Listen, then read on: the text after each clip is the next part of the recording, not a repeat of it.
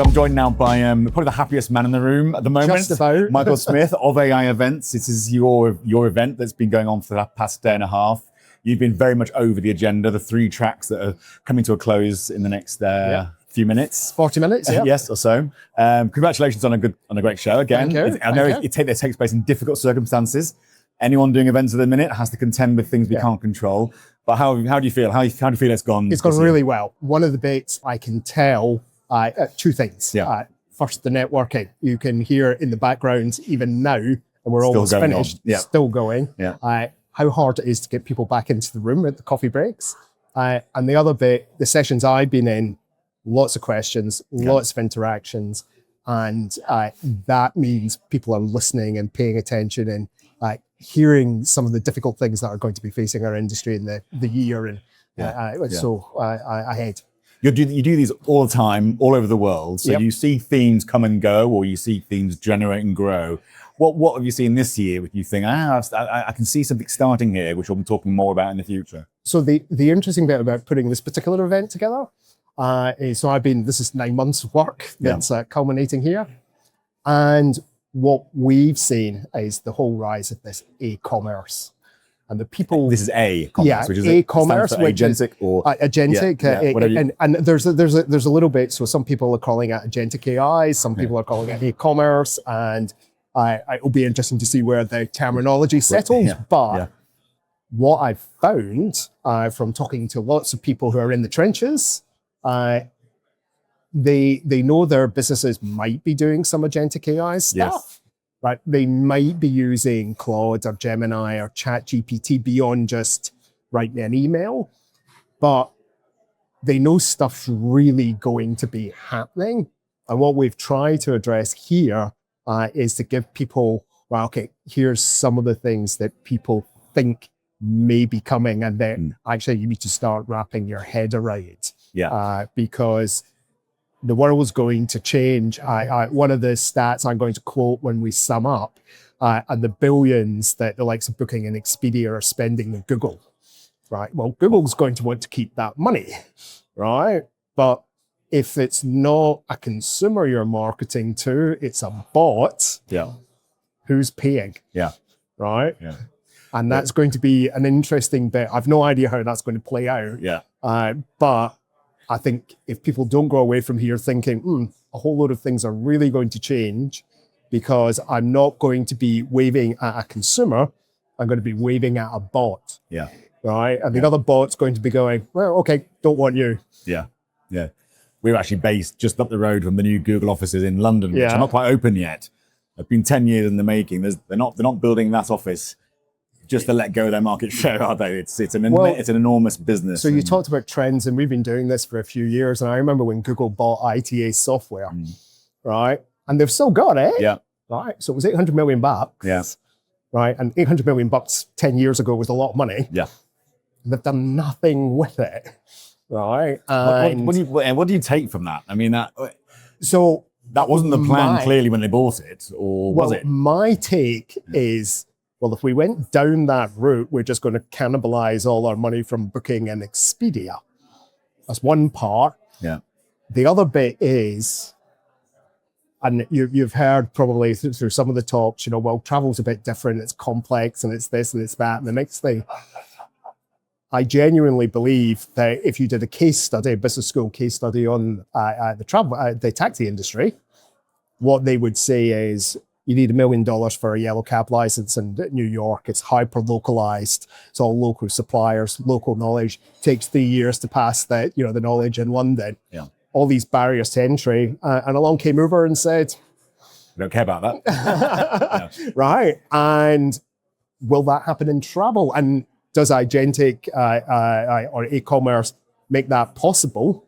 Right. And the interesting bit, anybody who's got huge profits coming from one place is obviously going to want to protect that, because how do you replace it if it all, the people who paid $1 million for a yellow cab license in New York must be feeling pretty upset.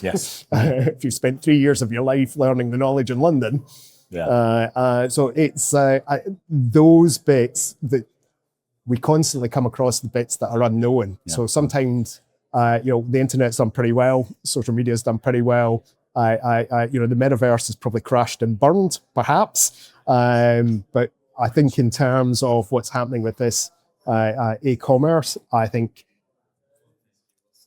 don't know whether it'll be 6 months, 9 months, or 9 years. I don't, but I think it's going to radically change how we search and book and get travel. Yes, well, things are moving at speed at the moment as well. Yes. So we tend to put a timeline on it. It's a brave person to put a long timeline on things these days because things are at an incredible speed. Yeah. Your event is airline and travel payments. Yeah. We're interested particularly in the airline side of it. Airline part of travel ecosystem, but what is it about? What is it the airlines need to keep focused on? You feel like for some time, for an airline, they've got so much to co-focus on, try and focus on, just to get those aircraft in the air every day. Yeah. This area is just sort of bewildering So that bit, it really is fascinating. I remember when I first got involved in this and thinking, I get all the boring stuff. I get insurance, I get payments, and actually payments is such a fundamental bit to driving your conversions. So if you don't give people their payment methods that they want to pay with, guess what? Right? They'll go elsewhere. Yeah. Right? If you look at things like, Uplift or Affirm, you look at the basket size, right? People buy more. All right. And if you're doing your things like payment orchestration correctly, right, you're going to save a fortune on all of those costs. Right. And some of those costs, especially like if you're in the US, are really big. Right. And you're wanting to make sure that you maximize all of that. So it's one of those bits where it's quite often a forgotten thing in the back office. Yeah. All right. So never mind, the payment bit, it's only a sale when that money's staying in your bank account and not going back out. So fraud. And one of the bits, we had one of the people on the loyalty track speaking about how you can increase your conversions by making sure you've got your payments system correct. Yeah. And there's a lot of crossover. Loyalty points are a currency now, right? Yeah. And interchangeable across lots of different platforms. So so that's why we have the two events together. But if you're not, airlines, depending on the times frame you're looking at it, anything between 2% and 7% margins, and that's average across everybody. Well, if your fraud cost is 1.3%, if you focus on that, you might. It's so that's kind of the bit that we've seen over the years, and the tech's getting better and better. Yeah, there's some commercial realities driving all this. Yeah, you see these events, they happen like you said to me just a minute ago. Tomorrow you're starting the next event. Yes. So you give yourself a few hours to sort of, breathe out, smile, job well done. But you've done these many, many years. Do you see the conversations that happen here driving forward? Is it essential to get together in order to sort of map out the future face to face? So here's the interesting bit. What we see is where people have built a relationship. So if you take some of the airline people, right, some of the loyalty people, if they know who you are, right, even though you're working for a competitor, right, then they might be able to ask you something in terms of, okay, why have you done that? And they're more likely to tell you in a friendly atmosphere. They're more likely to hear something from a case study that's presented at the event. So it's nothing anti-competitive for distributors, so I get that part in. Yeah. And it's the same for the people who are here selling services. If you haven't got relationships with people, then it's very hard. The things that happen, they'll never happen on an email chat or a Teams call. It just can only happen in a place like this. And the serendipity of meeting people you didn't plan to meet as well. Well, and the bit of, you've got your special report there. Yeah. Well, how did that come about? Yeah. Because we got talking at our last event in London. And there happened to be a synergy there, didn't there, Sam? Indeed. Yeah. And so I think, if you're just stuck behind a computer screen, you can get a lot of stuff done.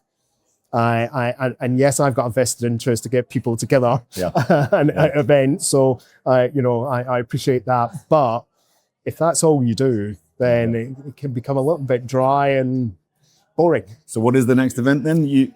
So next up, we have our Spanish language event. Okay. It's in Santiago, and so that's covering revenue management and also payments and fraud.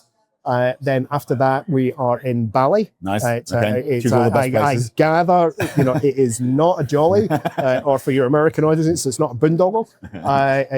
It's serious work, and we just happen to be happening in a nice place. And that is our ATPS Airline and Travel Payments Summit for APAC. And that's always a great event because we get all the local carriers coming in. It's really cheap for them. For people that don't necessarily fly into Bali, but there's so many low-cost carriers going there, and so we get a great turnout there, and that's going to keep us going to there. And then I've been asked to speak at a loyalty event in South Africa in September. So. And then back here again in a year's time for Mega event, always in Dublin? Or no, okay. I think next year we may have. We also run a dedicated co-brand event, mainly aimed at the North American audience. And I think our current thinking is at the moment that we'll put the loyalty and ancillary together with the co-brand event in the US, but that's all still to be confirmed. So we'll wait for news on that. Yes, but it's a year ahead. But certainly it's still going to be busy for the foreseeable future. Yes, I certainly hope so. Thanks very much for asking us to be part of this. Thank you for coming, and I'm looking forward to reading the You can take that report. home and your time off. I've already some time to read on the plate. Exactly. It's on a fabulous Ryanair. Well, thanks, Michael. Thank you. Congratulations on another great event. We'll see you again soon. Take care. Okay, so I'm joined now by another of the speakers from yesterday, Mark Lenehan from Lenehan Consulting. You're one of the speakers that kicked things off at the ATPS mega event in Dublin here.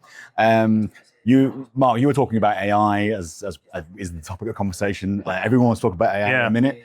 And you came up with 6 predictions for the future. Always a bit of a poison chalice to come up with predictions for the future, but you were brave enough to do it. What sort of things were you saying that you think we should expect in the aviation sector? Well, I think the main, we spoke a little bit about how AI is changing customer interaction, and I think rather like what Brian Chesky was saying a couple of weeks ago.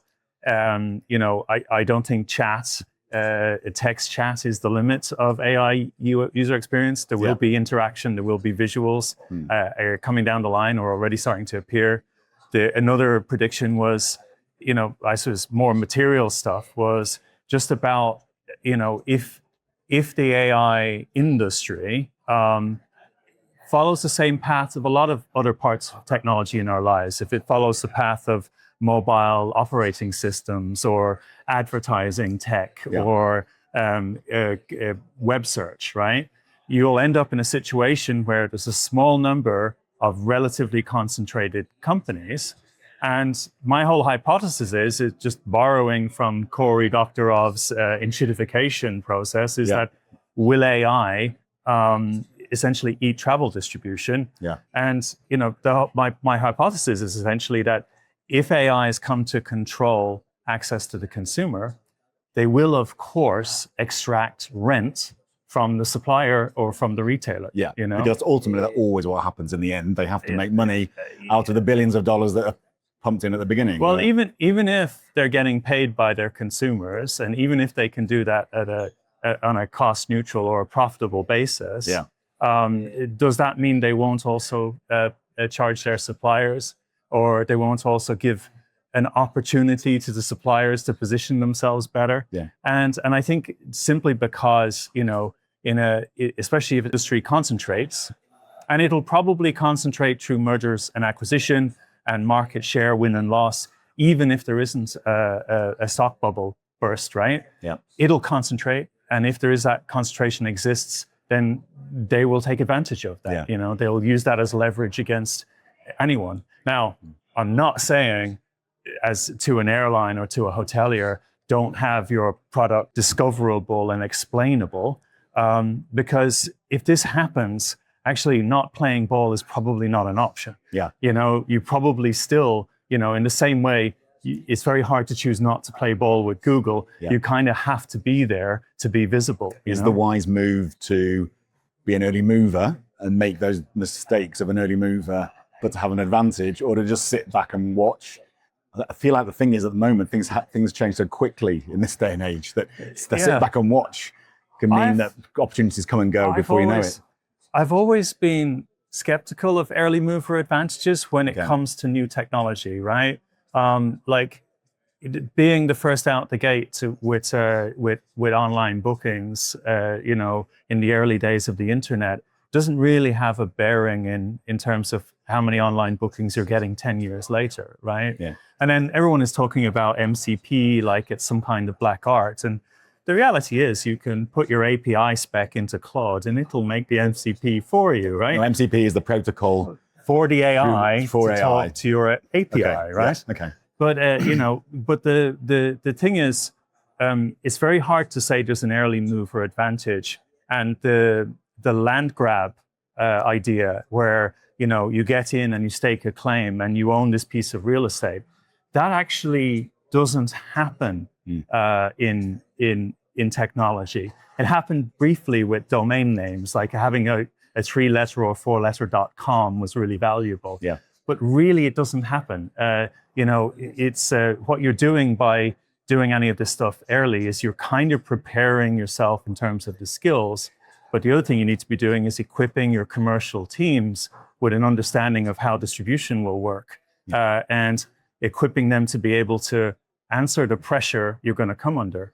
So, you know, ultimately, if you have a product, if you have inventory, you know, or you have someone else's inventory, but at the best price or combined in the right way, you have value. And you just don't lose sight of your value. And, you know, you got to treat, like, one of the principles of enshittification is that at first it's free. Eventually it'll be charged for. So start treating it like a commercial relationship early on. And then when it actually becomes a commercial relationship, you have a little bit more leverage. Yeah. You know? You talked about the interaction not being text-based, and clearly it's becoming more visual, but also more video. I was at an event last week, and Google were talking about, obviously have always talked about YouTube as being the second search engine on the internet. You know, that's clearly going to happen. You're going to get this kind of commerce around video almost. I mean, is that how you see things? I feel like we're at a point in time where voice control is sort of natural now. We don't mind talking to devices, and doesn't feel weird anymore. And so that's clearly happening. It does feel weird depending on the context, right? You know, if you're in a public place, it can feel weird. Yeah. But, you know, you're a media person. You remember how we were all sold on the transition to video, right? And what that actually resulted in. But I would say that search will become more visual. I would say chatbot interaction will become more visible. I think maybe people will get more used to just speaking over time. It's ultimately easier. I think a good word, the conversational, is that a good word to describe it? But if you have a device in your hands, you want your AI assistant to be able to show you pictures. You want to be able to say, it'll say, well, you know, especially in travel. The AI says, well, I think this hotel is all right. And you're quite, you know, very likely to sort of say, oh, show me some pictures, you know, or show me where it is on a map. And if the AI is saying, well, I've booked your flight and we can pre-select a seat, well, you might have, say, a preference for 1A, or you might sort of say, show me the seat map. And if you're looking at a seat map, you want to tap on the seat. You don't want to see the seat map, scroll through it, and then type something at the bottom of the seat map. You want to be able to say, tap on things and interact with things. And an AI will gain the ability to show you visuals, show you video, you know, show you interactive controls, show you, you know, seat maps, show you 3D surround, you know, and do AR stuff. Like, you know, with the guys in seatmaps.com have a prototype where they can take a picture of your face and then they can estimate your height and then show what you would look like sitting in the seat, in a 3D model of the seat, right? So it's just, this is the kind of interaction that you're eventually going to have. Your devices become almost like, in the world where, you know, a certain portion of the population, maybe eventually everybody, but this could take years, it's one of my predictions, that the AI becomes everything. It becomes your operating system, it becomes your apps, it becomes your you know, how you interact with brands. The device then is just a dumb terminal, but the quality of the screen is going to really matter, you know? So people will have an AI platform which they choose to use, and that'll do everything for them. Essentially, I think what you're saying. What the AI companies are building towards, and they're fairly open about this, is there's an AI for everything, right? Now, behind that scenes, you have this AI to AI collaboration. It's almost like this Marvin Minsky society of mind idea, where there's different specialist skills. This AI knows how to interpret pictures. This AI knows how to read text. This AI understands language. This AI understands physical space or sequencing or processes, right? And to get the result that you want, there'll be an AI that's very good at finding flights. There'll be an AI that's very good at booking hotels, probably multiple ones. But as a consumer, you shouldn't have to pick the different skills and pieces for yourself. The AI should be able to do that for you. It's almost like the AI is the meta AI. The AI you're interacting with, that you're paying a monthly subscription for, is the AI for everything. And it's dealing with all the other AIs. So will we see an equivalent of Google emerge, the age of the internet? Yes. Or it could actually be Google itself. But bear in mind, from a usability, intelligence, and a number of other factors, Gemini is just clearly, if you've used it a lot, it's just not as good as Claude, right? But or ChatGPT. But bear in mind what Google have. They have complete control over consumer search at one end, but more importantly, they have shared with Meta, almost complete control over the advertising ecosystem, right? So Google are entering the race, maybe with not as powerful an AI in the LLM sense, but they're entering the race with a lot of very smart engineers and an existing network of advertising contracts. Before we finish, quick word on how you feel airlines are faring at the minute. They often get a bit of a bad press at events like this for not being good at this sort of thing. I see you sat in the ancillaries and loyalty track this morning. What did you hear from there? Give you a bit of optimism that airlines are grasping the challenge and won't be left behind. We won't be here in 10 years' time saying, why don't airlines catch up? Or is that just inevitable, do you think? I don't think airlines will get left behind. I think that as an industry, airlines sort of used to be the most online. The airlines were online distribution before the internet existed, right? Like you could go into a travel agent anywhere. But airlines have gradually fallen further and further behind, partly due to technology, partly due to not having the digital customer experience muscles. I do think AI is an opportunity for them to catch up and maybe move ahead. And I do think you see a lot of airlines now, like the ones that I know about, Turkish Airlines, Virgin Atlantic. I think another example was Iberia that came up today. A lot of airlines are doing, or Kevin featured Iberia yesterday. A lot of airlines are doing not only chat embedded on their own experience, which I don't think that's actually where it's going, but actually doing sort of plugins for the chat platform and figuring out how to make their product discoverable.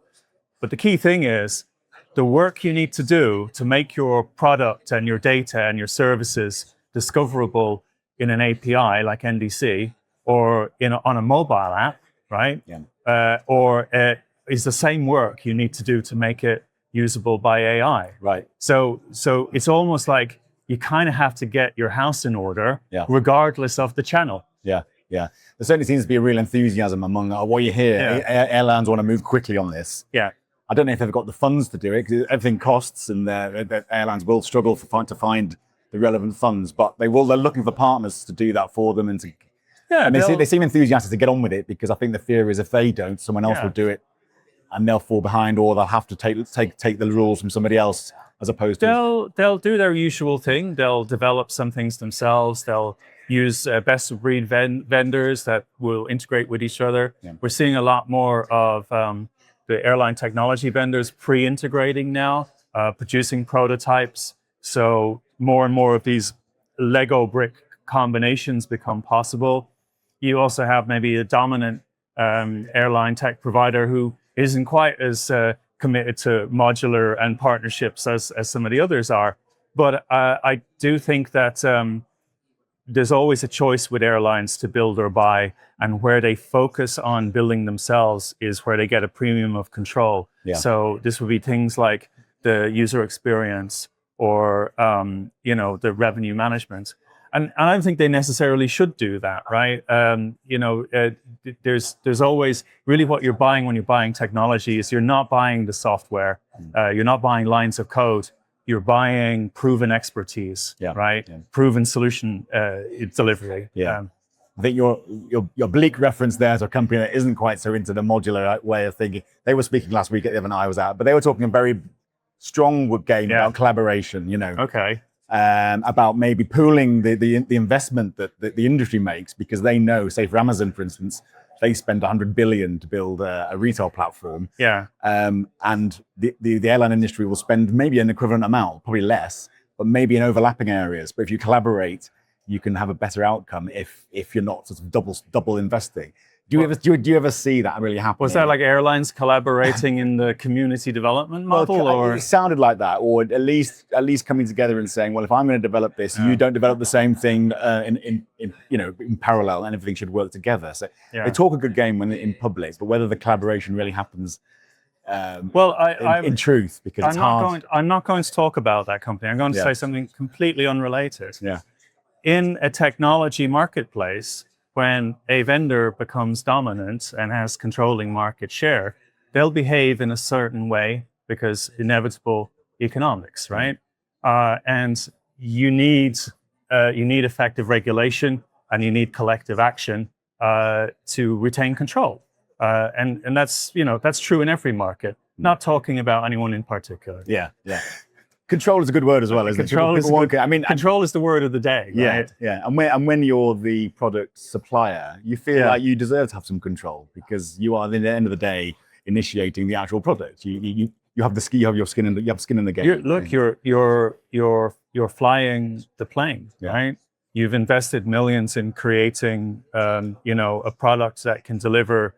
Like collectively, we've created a product that can deliver 5 billion people a year, to cultures and families and meetings, and safely and comfortably, right? And as long as you have the product, sure, you'll always pay for distribution. You'll either pay for distribution in the traditional sense of giving money to a distributor, or you'll pay in the non-traditional sense, in the sense of paying for ad clicks or what have you. But you'll pay for distribution because there's a value to it.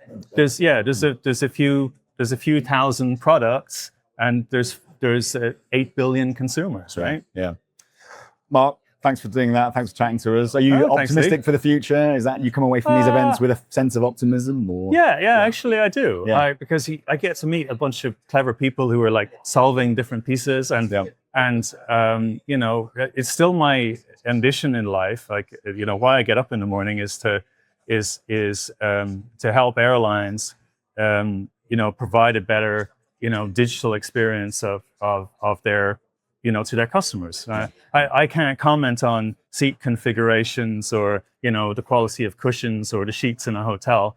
I can comment on, whether the customer understands the product that they're buying. And I think that's, there's work to be done. I'm not catastrophic about that. And I think that work still needs to be done even in an agentic AI future, if that's what happens. Yeah, cool. And I'm sure you'll be invited back next year to see how your 6 predictions I hope so. Apparently there's going to be a setup with a large tank of water and people holding oranges, but I'm game for anything, whatever Micheal and the guys want to set up. Cool. All right. Thanks, Mark. Thanks very much. Good to see you again. All right. Thank you. Okay, so welcome to Risto Savolainen, who is the founder and CEO of a company called Maxa Group. So Maxa Group, I have to have a vested interest here because Maxa Group won yesterday's Lion's Den pitch competition, which I helped to judge. Yeah. So well done, congratulations. Thank you. Tell us what Maxa Group does. Maxa has developed a new payment method for e-commerce world, where we bring the post-terminal functionality, security, speed, all that to e-commerce. And it works like this. On an e-commerce site, you click a payment button, and we create a one-time POS terminal in the cloud, and the cardholder's phone becomes a remote card reader, PIN pad, and display connected to that. And the payment happens like this. Tap the card, payment done, card present in a second, and you have a receipt in 2 seconds. Okay. And so why is this important? Why is this development going to change the way we retail online as an industry? It removes the card not present fraud, chargebacks, 3D secure failures. It makes it as good, secure, inexpensive as face-to-face transactions, which improves the bottom line greatly in e-commerce. Should bring down the cost of doing transactions for every company who does transact online, obviously. So very important for airlines to airlines, hotels, anyone who has high fraud issues. This is a perfect. And at what point is the company at? Is this now being used in live environments? Or we are already PCI DSS, PCI PIN, MHOC, all that. In travel terms, we are boarding now. Okay. So go live in a few months. In a few months, okay. And we'll see the first customers then in a few months. Yeah. Okay. And the technology then, you've built that yourselves? It's unique to you? Is it sort of global trademarked or? Yes, it's all in-house built technology based on a crazy idea, which then became reality. We do have granted patents worldwide from US to Japan and beyond. So we are in a very nice position. I think one of the questions you were asked yesterday was why has this not been done before? What's been blocking people from doing this? Seems like an obvious thing to try to fix. Yes, it does. I'm coming originally from outside of the payment industry, so I can see it differently. And the payment industry has been trying to fix the consequences of the actual problem, like adding some layers of security and so on, 3 digits, 3D secure and so on, not fixing the actual root cause of the problem, which was the lack of POS terminal, the card reader. And we did that. Okay. So as a consumer, if I'm using this particular way of paying, do I notice anything different at all? Is it just like transacting like it is today? Yes, for consumer, it is exactly the same as you do in face-to-face in store. Tap the card, payment done. If it's a high value, you put your PIN code and that's it. Okay. So who are your customers then? Who are you talking to at this event, for instance, who may adopt this kind of technology? Our kind of direct customer is the acquirer. And the merchants are their customers. But we talk at the moment with the merchants as well to educate them, to learn from them, so that we could fine-tune the product to be perfect. Sure. So you're trying to get the merchants to see the value of this, and then go, right, we want this from our acquirer. Please adopt it if you can. Exactly, and it works well. Okay. We're sort of nearly halfway through the second day of the conference. You were here yesterday talking about AI and agentic and all. What as someone who's come out from outside the payments industry, what do you take away from an event like this in terms of where travel is and where airlines are in their development? I don't think airlines ask for the AI transactions, the payments. Searching is also a bit problematic because they feel that their brand is lost. So it's a bit AI in this environment is a solution trying to find a problem. Which we do the opposite. We have the problem where we build the solution to fix it. Fine. Look, Risto, congratulations on winning yesterday. Thank you. We'll look forward to seeing how this goes in the near future. Thank you very much. Thanks, Lee. Cheers.